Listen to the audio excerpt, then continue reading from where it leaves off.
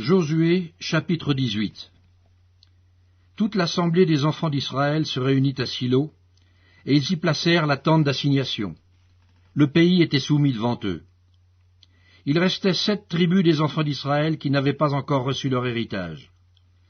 Josué dit aux enfants d'Israël, « Jusque à quand négligerez-vous de prendre possession du pays que l'Éternel, le Dieu de vos pères, vous a donné? Choisissez 3 hommes par tribu, et je les ferai partir. Ils se lèveront, parcourront le pays, traceront un plan en vue du partage, et reviendront auprès de moi. Ils le diviseront en 7 parts. Juda restera dans ses limites au midi, et la maison de Joseph restera dans ses limites au nord.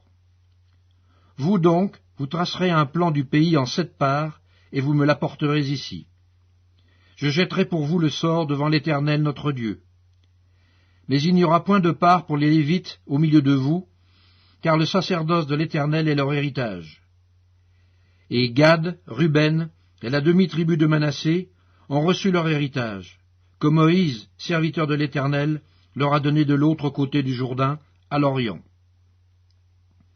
Lorsque ces hommes se levèrent et partirent pour tracer un plan du pays, Josué leur donna cet ordre. « Allez, parcourez le pays, tracez-en un plan et revenez auprès de moi.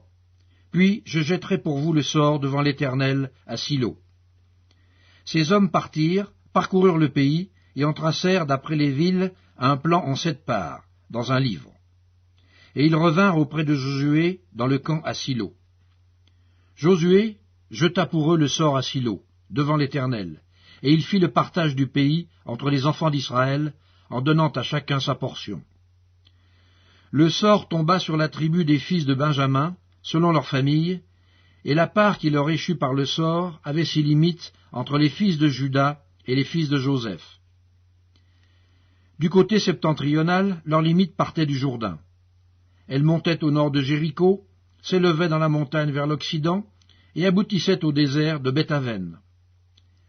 Elle passait de là par Luz, au midi de Luz, qui est Bethel, et elle descendait à Ataroth-Adar, par-dessus la montagne, qui est au midi de Beth-Horon-la-Basse. Du côté occidental, la limite se prolongeait, et tournait au midi depuis la montagne, qui est vis-à-vis de Beth-Horon. Elle continuait vers le midi, et aboutissait à Kirjat-Baal, qui est Kirjat-Jérim, ville des fils de Juda. C'était le côté occidental. Le côté méridional commençait à l'extrémité de Kirjat-Jéarim. La limite se prolongeait vers l'Occident jusqu'à la source des eaux de Neftchoach. Elle descendait à l'extrémité de la montagne qui est vis-à-vis de la vallée de Ben-Hinnom, dans la vallée des Réphaïm au nord. Elle descendait par la vallée de Hinnom, sur le côté méridional des Jébusiens, jusqu'à En-Rogel. Elle se dirigeait vers le nord, à En-Shemesh, puis à Guélithot, qui est vis-à-vis de la vallée d'Adoumim, et elle descendait à la pierre de Bohan, fils de Ruben.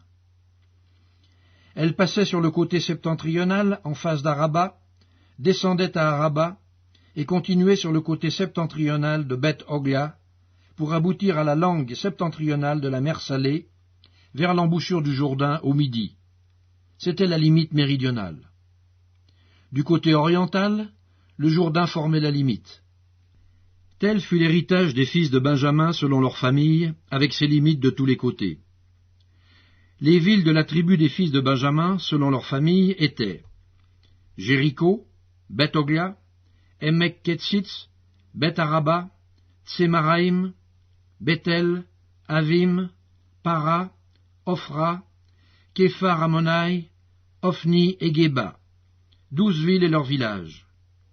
Gabaon, Rama, Béhéroth, Mitzpé, Képhira, Motsa, Rekem, Jirpeel, Taréala, Tsela, Élef, Djébous, qui est Jérusalem, Gibéat et Kirjat, 14 villes et leurs villages.